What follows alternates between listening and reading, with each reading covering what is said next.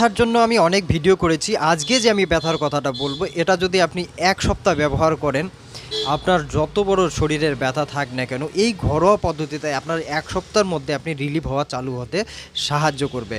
এটা রিলিফ হওয়া চালু হয়ে যাবে। আপনি এটা ব্যবহার করলে অবশ্যই এর থেকে বুঝতে পারবেন যে আপনার ব্যথা রিলিফ হচ্ছে। আপনাকে নিতে হবে হলুদ ১ চামচ, দারচিনি আপনি এটা পাউডার করে নেবেন। দারচিনি পাউডার যদি নাও করেন ১ ইঞ্চি পরিমাণ নেবেন, আর সেটা একটু থেতো করে আপনি দিয়ে দিবেন দুধের মধ্যে। সেটা ২৫০ গ্রাম দুধের মধ্যে ১ চামচ হলুদ দিবেন, দারচিনি আপনি ১ ইঞ্চি দিবেন, মৌরি বা মিষ্টি জিরা বা গুঁড়ামুড়ি যেটাই আপনি চেনেন সেটা দিবেন ১ চামচ।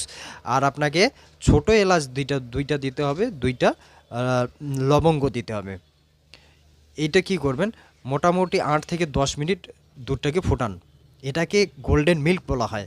এটা যদি ব্যবহার করতে